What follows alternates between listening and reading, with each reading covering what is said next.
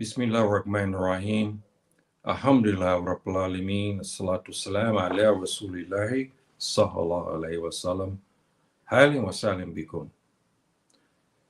Assalamu alaikum rahmatullahi wabarakatuh. Leo ikhwani fati fi din. Salamu ala mani tabahu leo ikhwani fati fi Afrika, Europa, America, Caribbean, wa kulli makan.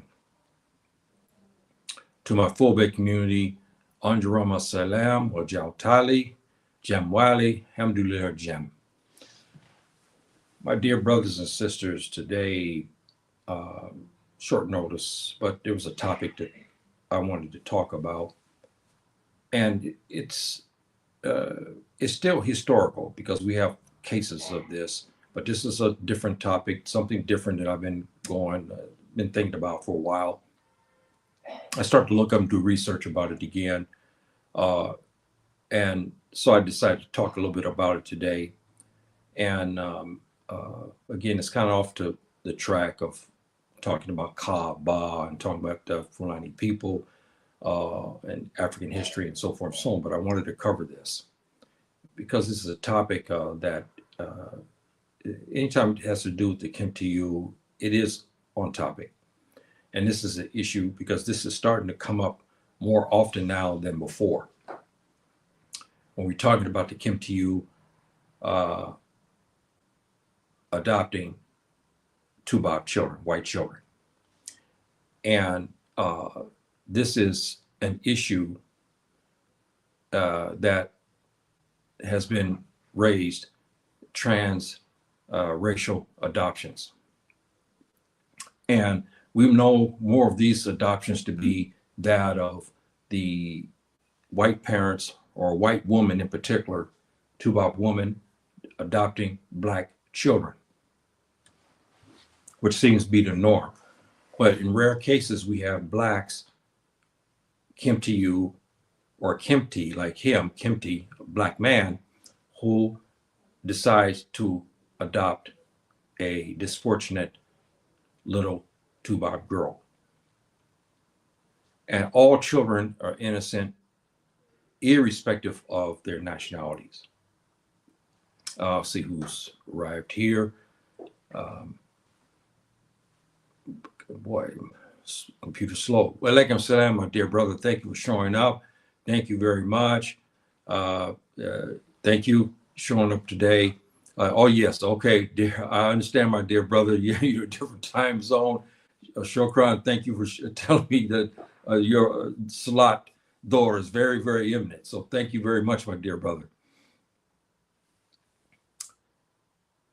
So when we look at this, brothers and sisters, it's a topic because let me give you a backdrop on some history.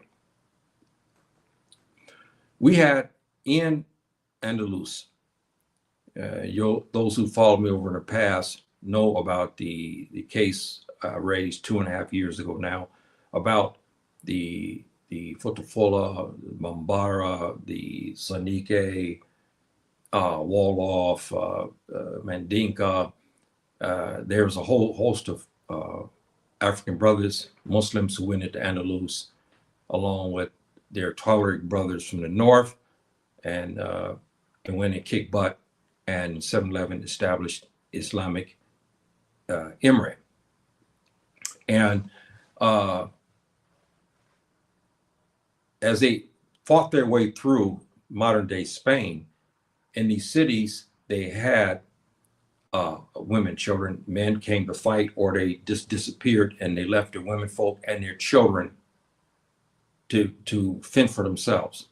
Under Islamic law, we have the right, and it's not more right. Let me explain this, which is different than anybody else.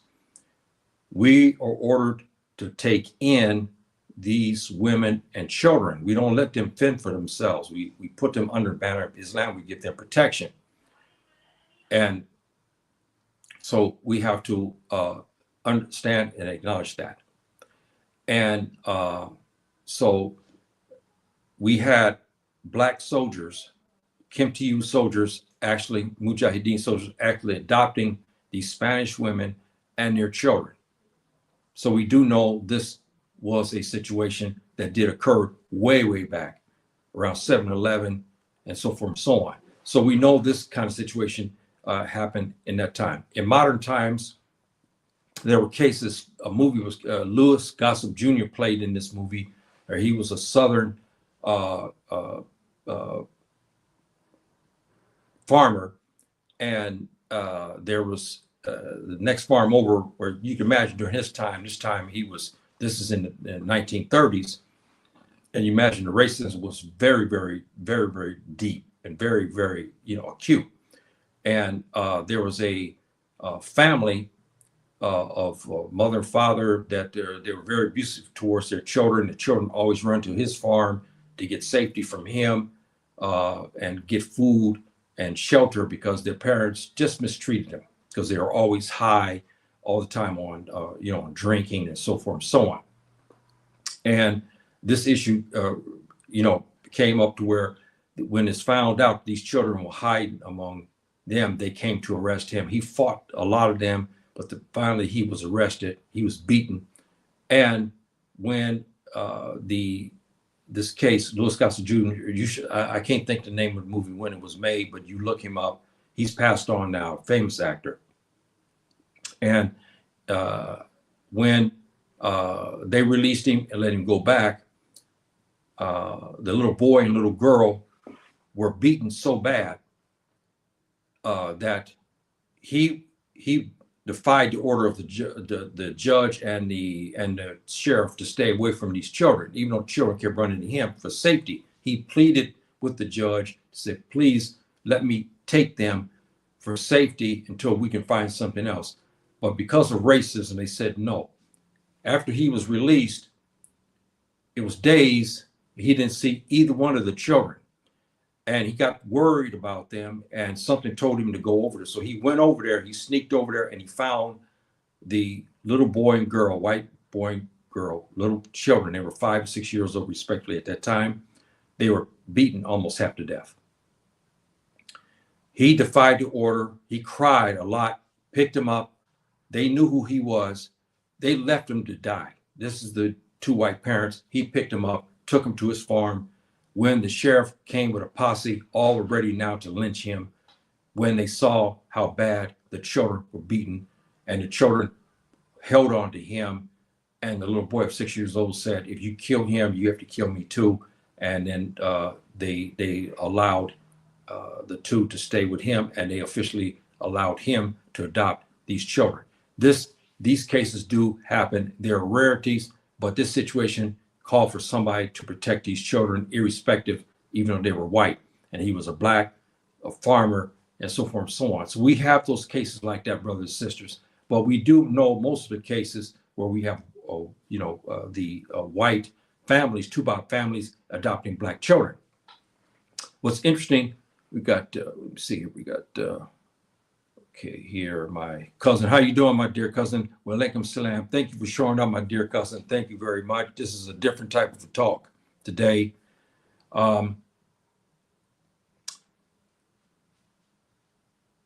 What they have now raised the issue, brothers and sisters, why I want to discuss this. And I want you to think about this, and I want you to chime in on this, those who may come in late or maybe after this program. When the Toubab family, who means well, adopts black children, as a general rule, and statistic has shown us that the black children raised by a Toubab family suffers from a lot of insecurities. And because of the racially charged atmosphere of the United States, this child, most likely, according to statistics, will grow up confused and suffer from a lot of racial anxieties. These primarily middle class, upper middle class, rich white families live in white Toubab enclaves where it's mostly 90% or more white. And he sent this black child to an all-white school. And this child, this little black kid, suffers greatly from racism and knowing he was different.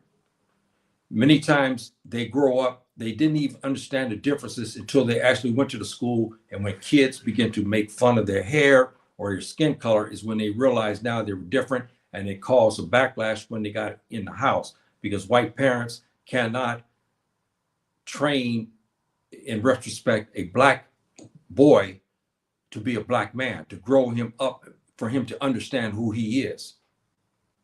We do have cases of this even in Europe, where we had situations where they did raise fine, outstanding black men, Kemtiyu men. They did. But that's the rarity. On the other hand, we start to find black folk, Kemtiyu, adopting white children. These children have not suffered the same degree of racial identity, which is very interesting. They live in the areas, I don't even, oh boy, do they have that in here? Okay. Boy, where is that? I don't have, brothers and sisters. I don't know where that picture is. The young lady develops and she becomes essentially a African-American child. And we know of cases where, I forgot what they call that, where we have white women who are white women, Toubab women who want to be black. And I forgot what they call that term there in the United States. And they've begun to talk like black folk, hang around black folk, even marry, because they believe that the black man believes that they are black people, when in fact they find out they were actually white. And remember that one famous case, she was from Spokane, Washington. She became famous. She was part of I think she became head of one African-American organization. Then someone did a background and found out she was actually white, and so forth and so on. But we have cases where we have black parents raising white children, especially white little girls, and they live in black areas. And as a general rule, the black folk, because of our universality of we have forgiveness, and we have a forgiveness about humanity that no one else possesses. These little girls like this become African Americans, even though they are Caucasians. They're Toubab girls, and this is what, again, is a very interesting situation. In the black community, they begin to accept them. Why I know about a case like this is because we had something similar to this when I was raised in Compton, and we had a family down the street that was essentially, they were Toubab. We never regarded them as Toubab because they married, they had parents that were black, but they are actually white. And I always questioned, not as a child, but when I got older, but we never brought it up because, he was our brother. He raised on the street, he played with us, run with us. He went to school with us. He played baseball, football, basketball with us. Everything. He listened to our music, everything. No one thought anything about it. He's much lighter, but but we never thought too much about it. He married black and so forth. Even his sisters married black. His youngest brother married black. So nobody paid too much attention to this. This is what makes this so interesting, brothers and sisters. On the other hand, when you have Toubab families that raise black children, those black children can never be accepted as white. This is what makes this very interesting. So I ask you, my brothers and sisters, what do you think about this? When the white parents adopt black, the black child grows up with identity problems. But when the white child is raised around black folk, they begin to adopt African-American culture. And especially when they get older, they talk like black folk. They are accepted as black people. They go to school with black folks. and they marry black. And we know, I have other pictures too. We know of girls like this who are white, and some of them are very, very beautiful, dressed in, with some have even naughty braids. Others have the old-fashioned cornrows. I saw others, some are very beautiful little girls. Some had different type of hairstyles. I forgot what we used to call those hairstyles. My mom used to do, not my mom, because my sister had so much hair. But we have black, I forget what they call it, hairstyle. Anyway, they would adopt this type of hairstyle and so forth and so on. And nobody questions anything about that. So why do we have the discrepancies, brothers and sisters? Why is it when the white folks adopt a black child, that child grows up most likely with identity problems? He's not accepted in the white community. He goes to white schools, and generally speaking, he is not accepted. We have, of course, some that when they got to high school, they were accepted. But that child, that boy, is a black kid, and everybody understands him as black. Even though his parents are white, they don't care about that because he is considered still black. And if he tried to act like a Toubab, he was put down for it. On the other hand, like a situation like this, pretty little girl who's raised by black parents, she now adapts African-American culture, because inside the house is African-American culture, music, dance, way of thinking, mentality, eating the foods that we eat. When the parents, grandparents, and family come over, the African-American has his own culture and style about this.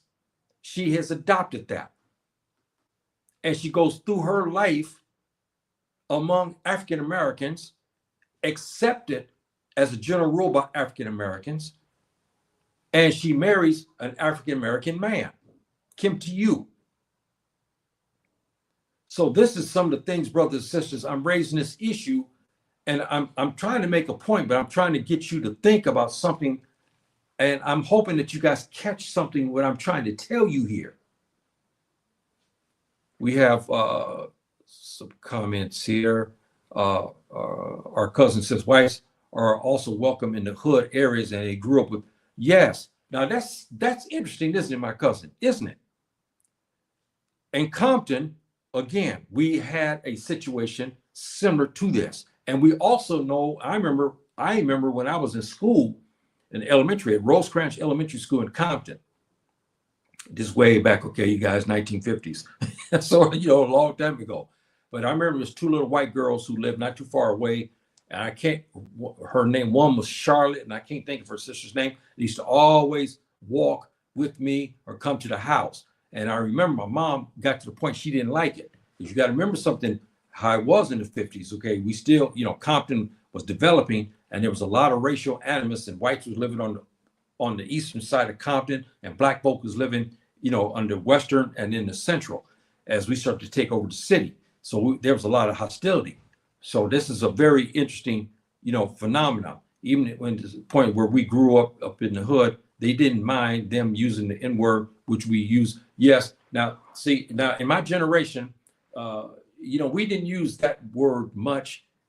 We used some other words and stuff like that. I can remember as we start to get older, we start to say black, and we would start to. I'm trying to remember. We had some other nicknames we called black people. Oh man, in the hood. Now see, this has been so many years ago. You're talking about over 40, 50 years. I can't think the names now, but yes, we see they grew up in these areas. Nobody minds because everybody thinks they're black. But you got to remember something, brothers and sisters. No, 2.5, 3 years ago, I was talking about at my school, high school. We had left Compton and moved to Carson because my dad, he moved up in pay and everything else. And he wanted to get away from the community out of the hood because it started to get bad and the gangsters start to come around. And my dad would say, and my mom told him, look, I don't want my son being raised around these people. And so we moved over to the next city over and so forth and so on, which was very few African Americans, but this one area of African Americans began to move in there. And we had situations that was very similar where I went to school and I didn't know how it was going to be, junior high school. And I didn't know how it was until one day, one white kid, boy, and I won't say his name. I give first name Dennis. And I told the story many times. Dennis came up to me and he started talking like a black man, and he's white. And I was shocked, never seen anything like it. Okay, and I started to know him. We went to the same high school together also, and we all regarded him as a black man, even though he was white and he had white parents and stuff like that. But he hang around with the brothers, and during that time it was a lot of slang. He adopted that slang, and he could talk just as good as anybody. And the brother he was something, and we used to call him. I'm not going to say his last name, but anyway, we call him brother because he was, in a lot of ways, he was more black than all of us, and he was really something. And I'll tell you this, and I'll move on with this again. I'll tell you this old story again. We were, at my high school at that time, we only had like 10 to 12 black folk at Carson High School. This is a long time ago, 1970, early 1970s. We had approximately about 10 to 12 African Americans out of 3,000 students. Can you believe that? And he hang around with us. Everything was okay. But the brothers began to, when we had nutritional period, lunch period, so forth, we carved out one area. It was only for us. And we had Samoans, we had Hawaiians, Filipinos, and so forth and so on. Where Riggs was sitting there, and sometimes people would smuggle in. We're not supposed to do that with this little radio or something, and they play. And there was one black station. I can't think of the name of it. They play only black music. I can't think the name of it now. But anyway, we would sit there and kind of listen to it and so forth and so on. Well, one day, two brothers from Compton moved into the area. And so they wanted to come to introduce themselves to us, and they knew where we were at. And at that time, Era was wearing big afros. Dennis Riggs, he couldn't, I said his name anyway, he could not wear an afro because his hair was straight. So anyway, everybody was standing there, and the two brothers from Compton walked up to us. We were sitting there. And so one of the brothers said, hey, man, what's this white dude doing over here? He said like this, and all of us was looking around, talking about who you talking about, because everybody know, our brother here I said his name Riggs, brother Riggs. That's what we called him. Everybody knew who he was, and we said, who you talking about? They pointed to him. So when brother Riggs got up, he began to go talk to them. Then they understood why he was with us, and then it broke the ice. We all laughed. But I just wanted to tell you the story to say things like this do happen. So anyway, I'm trying to make a point about something, brothers and sisters, about something, issue here that I'm trying to raise. When you have this situation like this, where you have a white child with a black family, is it feasible for us to adopt them? I'm not talking about emergency situation like what happened in the Deep South way, way back in the 1930s, where those two white children were beaten, damn near beaten to death, okay? He and his black farmer took them. We're not talking about a situation like this. But should black folk adopt white children? We know that in the system, most of the people who are being adopted are black, not white. There's not many whites being adopted. There's, of course, I think maybe 2 times or 3 times more black kids are adopted than white kids. And we also know too that we have the other phenomenon is we have black families who now take a child where the mother is white and the father is black. But because the white girl could not keep the child because of the racism in her community and with her parents and relatives, she gives the child up. She drops him at the police station. She drops him over at the fire station or whatever, some place. I forget what they call those places in the United States. They drop them there and they leave. And black parents then go to adopt this half racial child, which is half black and half white. The girl's white, the man is Kemtiyu. So, they start to adopt these children as well. So again, brothers and sisters, This is a issue I wanted to raise with you because I wanted you guys to see. And we also know in this generation that the generation talking about now, not my generation, we do have what's happening now where the quote unquote African American culture is really permeating all over the world. You hear me talk about the cases about this, even in Russia, where we had rappers, we have Russians who are rapping, and they hire black people to come to their nightclubs, and black folk, the the.Kemtiyu, go there to Russia, and they have a field day. And I remember here, and that's maybe about 10 years ago, they did one on YouTube where these three African Americans, one was from Los Angeles, other two were from New York. They got together, they formed this little band, and they were hired in Russia, paid them a lot of money to come to this one kid, where the young men and the not bar, but what you guys call them, where you go there to dance and stuff like this. It's a bar, but it's a dance place. Anyway, they hired them a nightclub, and they went to this nightclub, and they wanted people to have rap, and these nightclubs made hand foot over money.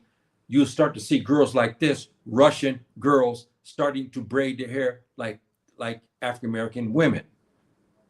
And the brothers were talking about how they had a field day. They showed one brother in a car, and he was in a limousine. He was surrounded in a limousine with his pick, beautiful Russian girls. He was like 20 something, and these beautiful Russian girls. Some had their hair braided, and so forth and so on. So we started to see that. When I saw this program, I started to laugh, because in my generation, Russians were very racist. Okay. And it was rare for a Russian woman would even look at a black man in my generation, okay? But it's different now, than it was in my time.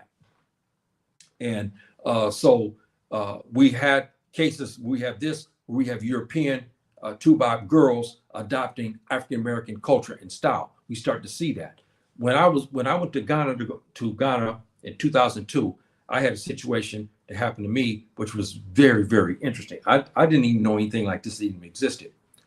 I was in Zurich, and I stayed in Zurich, and I had one of those kind of flights where I stayed in Zurich for, I think, one day, I think it was. And I went on into Nigeria, and in Nigeria I went into Ghana. And I got off because it was me and this one brother. He was from Sacramento. He was Arab, but he was a very black-skinned Arab.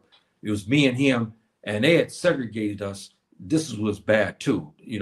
When we came in, even though we had seats far away from one another, all of a sudden he walked over there, and the stewardess brought him over where I was at. It's like they wanted to watch us. We felt that. Me and him started to laugh about that.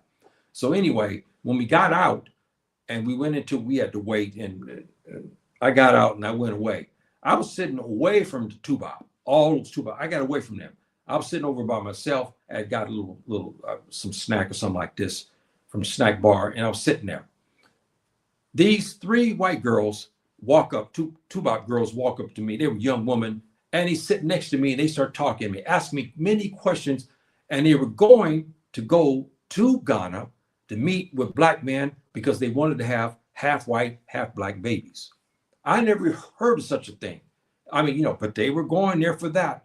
And they said they've been going every 6 months. They go there to stay 3 weeks, hoping they get pregnant, and then they come back because they want to have half black, half white children. All this type of thing, brothers and sisters, was, new to me. And I never seen anything like it. So again, I don't know what you guys feel about this. Should the black parents adopt white kids? They go to an adoption agency, they see black kids, they see Asian kids, they see Hispanic, Latino children, and they see white children, and they go to adopt the white children. Should they do it or not? See? And what about these? We have now famous actresses now.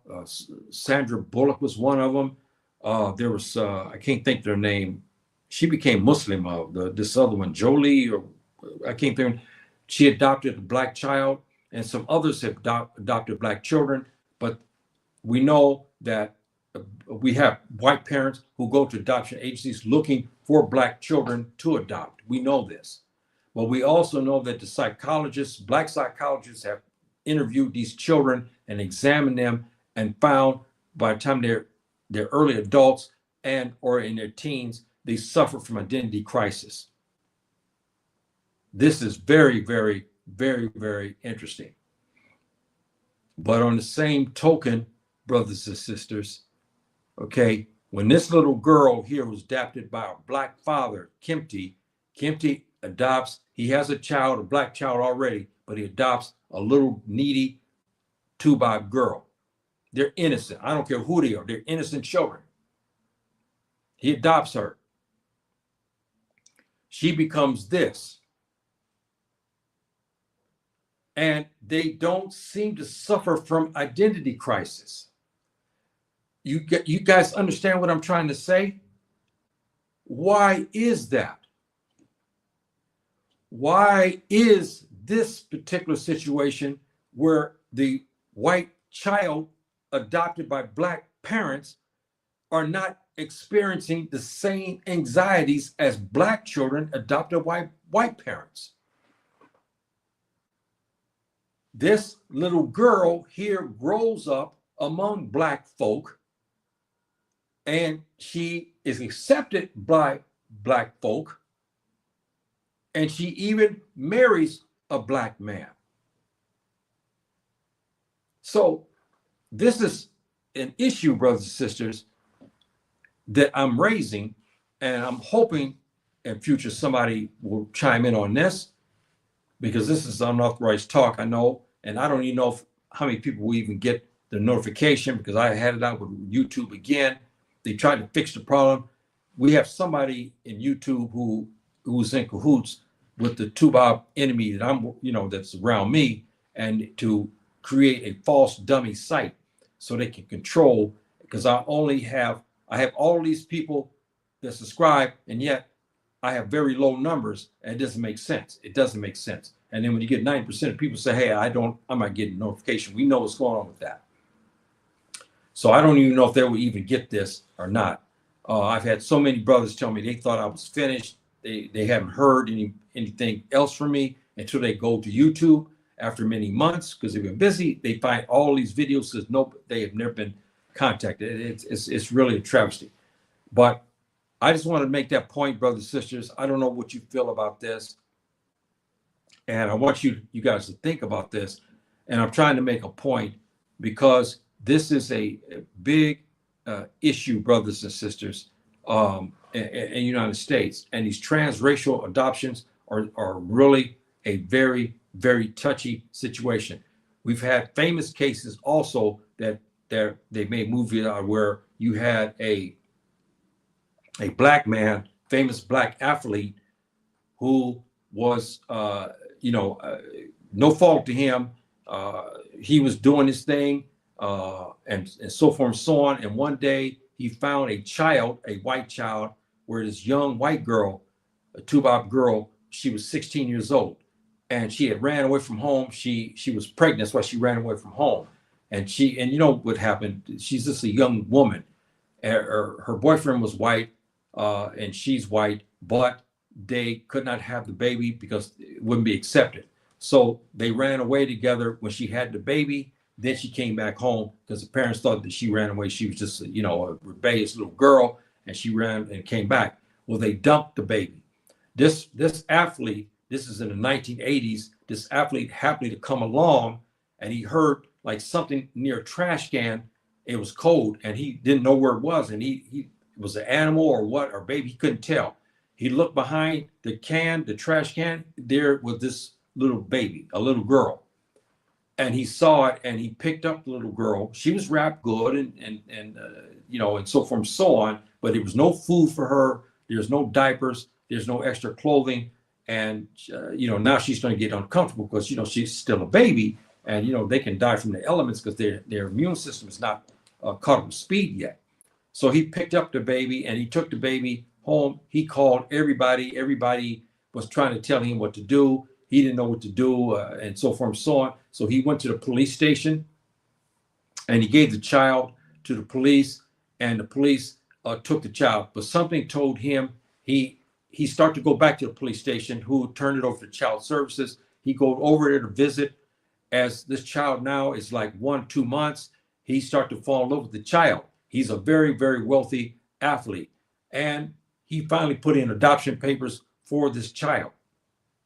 And this little girl became a singer or something too in a famous black band. I don't know if you guys know about that. I won't get into that. I think you may even know more than I do about this. But she's a Toubab girl, but you think she's black, but she's actually Toubab. And she became famous. She made money, but she told her story too, that her father she was adopted, but her father found her, and that's her father. As far as he raised her as his own. He supported her. She paid for her education, and so forth and so on. And to keep everything right, he never married, because at that time, in the 70s, he wanted to make sure that she hit the books, and he didn't want no drama in the house. But he encountered problems with police too. If those who may know about this case, he encountered police problems many times. He's driving on it, and they see a child, a white girl, especially when she got 10, 11 years old. They will stop him to make inquiry to find why he's with this young white girl, and so forth and so on. So he had encounters with the police, but then they straighten that out, and so forth and so on, and encounters inside the store as well. So we do have these cases like this, brothers and sisters, and I don't know what you think about that, but I'm getting close here to close, because this is a little topic that I wanted to raise. And I'm going to say this, what I'm thinking. Again, brothers and sisters, you have the Kemtiyu. He adopts the little girl, the white girl, the little white girl, innocent baby girl. And this little girl becomes this. She's accepted. She's African American. She's white, but she's African American by culture and everything else. Then you have the white parents who adopt black children, and those children are not accepted as a general rule, and they suffer from identity crisis. In this case, this little girl doesn't suffer from identity crisis. She is now black. She speaks like a black person. She listens to black music. She's been raised in African American culture. All her friends are black. And even cases where I read today in Google where these black parents adopted white girls, especially. In the school, the white girls know that she's white, but they stay away from her because they consider her black now. That's an interesting phenomenon in itself. And she doesn't want to hang with them because she doesn't identify with the Toubab girls. She identifies with the black girls. So this is a very interesting phenomenon. And my take on this, brothers and sisters, is this. I'll make my point, then I'll get to your comment. The Toubab family, as meaningful as they are, when they take a black child, that black child can never be accepted as Toubab. The general population in that white area will not accept him as a Toubab. Even if he adopts Toubab American culture, he is not accepted. He's not accepted by the Toubab, and he is called a Uncle Tom, a Oreo cookie, all the names that black folk in the United States call situations similar to this. You're black, but you act white. In my day, we used to call them Oreo cookie, and there's some other profanity lace words. I won't get into that, but we used to call them Oreo cookies, and there were some other names we called them too. It's been, but derogatory. So now you have this black child adopted by white parents, the black folks hate him, and the white folks hate him. On the other hand, this little girl we showed here is adopted as African American. She's raised as African American. And she is not accepted by the Toubab, but she's accepted by the black people. I mean, you know, and let's get to these and I'll give you my thoughts. Okay, here we go here, my dear cousin. This is a big thing with this streamer community as well. I'm not sure if you're familiar with, no, I'm not, no. Who is this person? I don't know who this person is. Okay, is it, oh, okay, streamer, Haitian. One time when we went to Japan, they met with an Asian guy named Ray. I believe he either from Vietnam or China. Okay. Okay, were they raised with I can't, okay, but Kai is a huge he's either, oh, I see. Yes. Yes. I know what you're talking about. I think I know something about you're talking about here because I saw other cases similar to this in Japan. Yes, I think I know what you're talking about now. Got close to Kai and they eventually accepted them, and he started acting more black. Yes, yes, yeah. I know what you're talking about now. I don't know if you, my dear cousin, if you remember there in Japan. Now this was many years ago. Now there was two Japanese men who actually got their hair in what they call perm to make their hair curly like African Americans. When I saw them in one film, they were rapping. I mean, and this is it, if I remember right, in the 1970s. We didn't have rapping as we know today, but we had different type of talking, but it was still, we used to use bad words to call this, but but anyway, they were rapping and they were Japanese and they had afros and everything else. And we remember them. Come to find out, if I remember right, one was actually adopted by a black serviceman who was from Okinawa, who adopted because he was an orphan. He went and adopted him. And this boy became a man and he had an afro. And he spoke just like a brother. Okay. I mean, there was nothing because he was raised by an African-American soldier, African-American man. So he learned the vernacular, how black people speak. So he spoke English like that. He spoke Japanese too, because he lived in Japan, but he spoke with the English like way black folk, and he adopted black culture. He met another Japanese boy who was not raised by a black family, but he adopted black culture. These two went on to make millions in Japan. This is in the 1970s, early 80s, rapping and singing black songs in bands. And they start to, in nightclubs, and they start to make a hell of a lot of money. I remember that too. And I thought it was funny, to be honest with you. I thought it was very interesting to see something like that, And so we do know that these cases like this happen. So my point I'm going to raise to this, brothers and sisters, is this.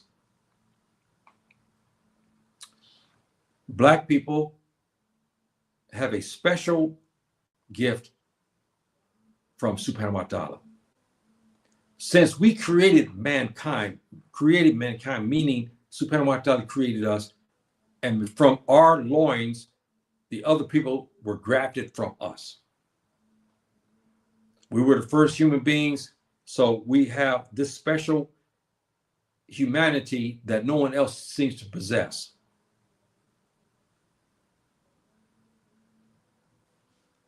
So when the children are adopted, Japanese, Vietnamese, whatever, Mexicans, I don't care who they are adopted by black people, they tend to adopt black culture,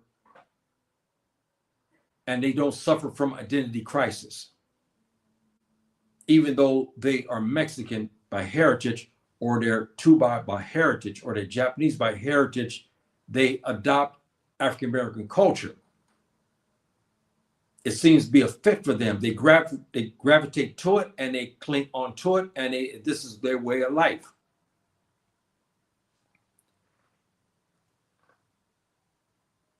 But on the other side of the fence, that black child who cannot adopt white culture because it's foreign to him, even as a child, even if he tries, he has a hard time to adapt to it. And the society will not accept him. But why is it easier for the white child, the Mexican child, the Japanese child, the Vietnamese child, the Arab child, raised with black family, easily adopt black African culture? Why is it far more easier for them to adopt that when black folk to adopt European or white American, Toubab American culture? Why is that? See? And we do know of cases in Indiana, I remember, of the black soldiers adopting Japanese children in Japan after World War II. I remember this too. They took these children, they were orphans, they felt sorry for them, and they brought them to Indiana and Kentucky and so forth and raised them as black. They married black people as well. This is very interesting. I do not know, brothers and sisters, what you guys may think about this, because we're very welcoming and forgiving people. Yes, we're that. There's something innate about us that allows, when people do finally get to know us, when people want to be around us, they want to adopt our culture and our way of life. I don't understand, I'm not saying I don't understand this. I find this fascinating. See, I find this very, very fascinating. And, but the others, yeah, we are the blueprint. Yes, that's right. We are it. And I just look at it from a standpoint of the psychologists don't find these malaises with these children who are non-African. They don't suffer from identity crisis. I mean, this is what is fascinating. They know they look different than their black adopted parents, but they still are not suffering from a crisis. And as a general rule, the black parents don't remind this child that they're white. And they treat this child as a black child. As this child is raised inside this home, the child is raised upon hip hop, on black movies. When relatives come over, they speak the black English and the jargon of black folk. Her adopted African-American mother fixed the kind of foods that African-Americans like. They even learn how to fix that. So they adopt that very quickly. But when that black child over here is adopted by whites, black psychologists and white psychologists say, as a general rule, those children who are adopted by whites suffer from identity crisis and other psychological problems over time. The whites over here adopted by us, they don't have this problem. Blacks, when they go to be adopted by whites, they do have this problem. Very interesting, isn't it? Very, very, very interesting. So you guys do your research on this and what you think, and if this is something that I wanted to talk about it because I want to. It's part of it's part of a African history, because we had incidents like this, and we are so forgiving. Universally, we love everyone as a general rule. And so we have these situations like this. And I'm not saying every case is the same, but black people don't adopt white children much. They don't. That's a general rule. White folks adopt more black children because there's more in the market, but white people have a tendency to take a black child, and put it in its in its sphere, under its community enclave. But the problem that they have is when they bring that child, even though they're well-meaning in their adoption, that child will develop psychological problems. That African American child will develop in time psychological problems, because even though he's loved by his parents inside the house, when that child leaves outside that house, that white community is vicious towards him. And he'll learn at an early age that he is black.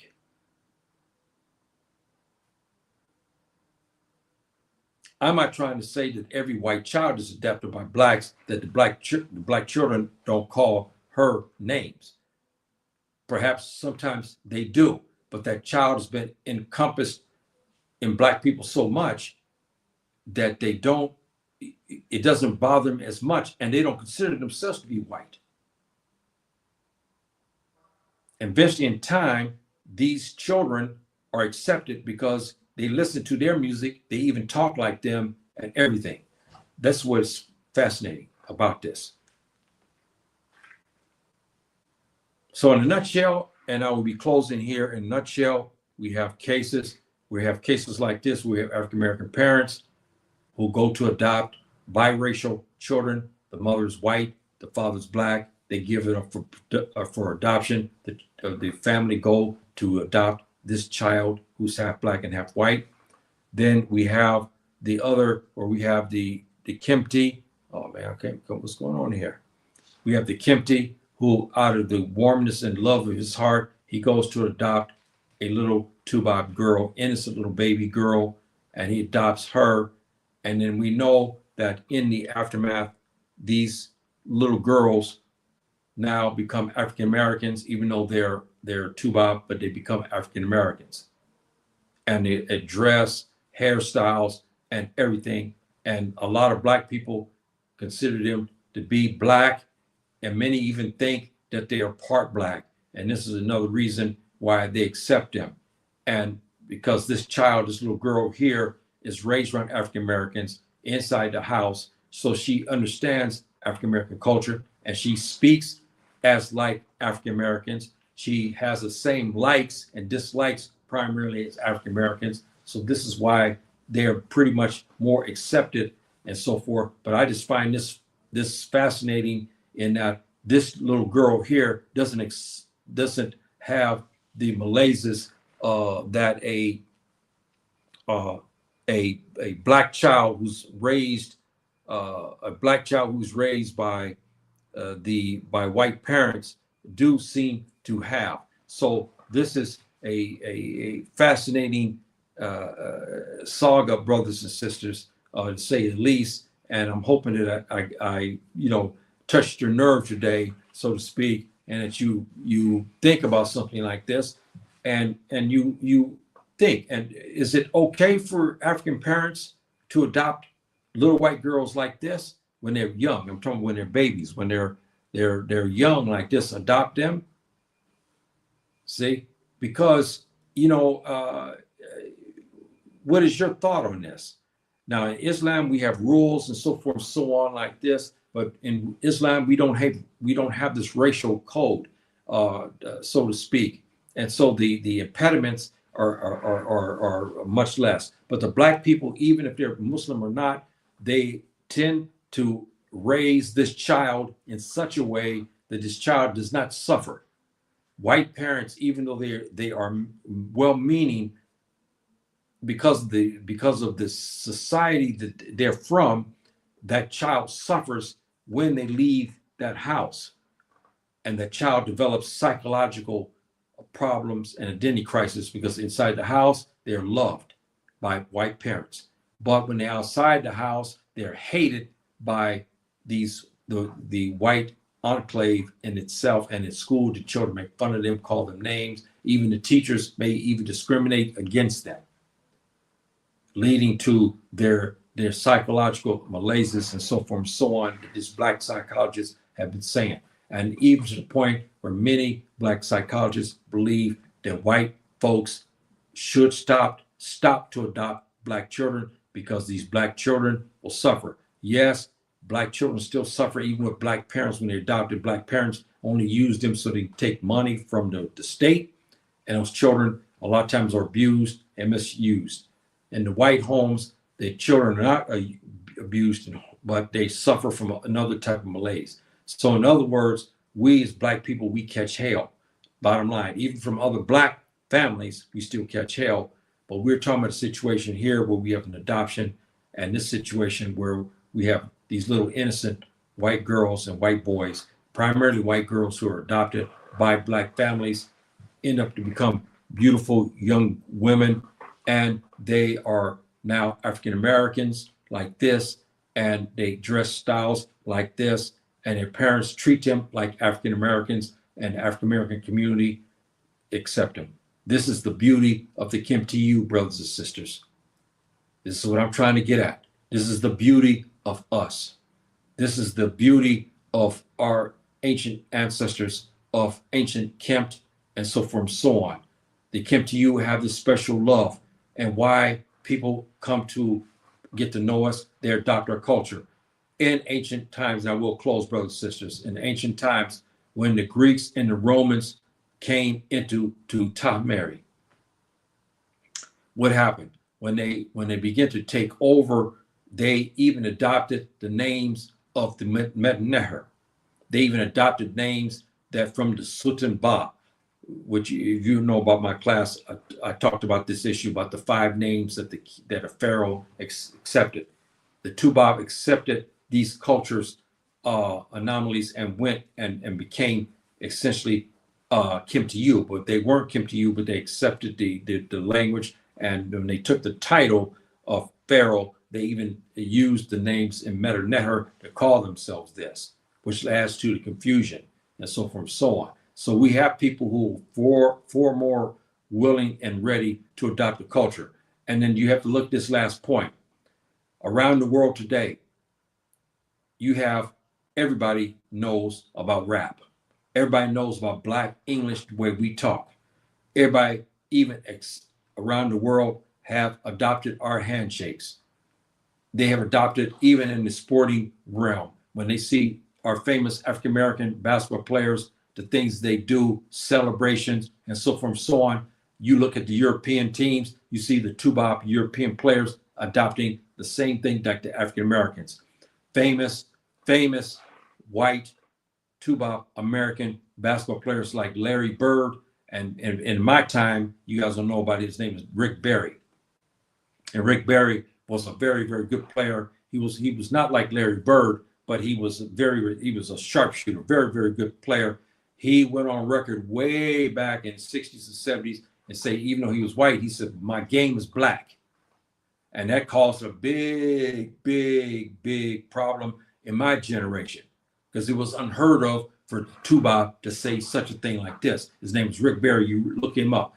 He played for San Francisco Warriors, and he was an excellent basketball player, a small forward, sharpshooter, very, very, very, very good basketball player. He told the media in a press conference that even though he's white, but his game is black.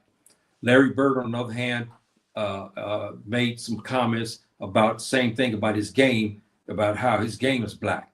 And then you know the famous thing about Larry Bird, what he said, that even blacks even told the story, black athletes, black basketball players told the stories, but they heard, and also the one who was there at the time when Larry Bird was on the court, when somebody put white, a the.Toubab played Larry Bird would eat him up alive, and he would run by the bench and tell the coach, why you got this white boy on me? So, you know what I mean? This is the 2 famous cases I know. And I remember Byron Scott, he talked about the cases like this as well. And he told, many times, and even others told, Charles Barkley told the same story, that in a game, the one white guy went to go check Larry Bird. Larry Bird to say, man, he said, hey, why you got this, white boy on me? You better put a brother on me. So, we have these cases like this, and it's funny to a degree, but this is the way it is. So my brothers and sisters, I'm going to conclude here, and I got to get ready for prayer, but this is an offbeat talk, and those who don't like this, please excuse me, but I just wanted to talk about this issue. I know it's off the beaten path to a degree, But I'll get back on track and everything. But I just wanted to talk about this case. So I'll leave you with that. Salaam alaikum. Rahmatullah Kwani Kwati Fidin. Wa Anzarama. Wassalam.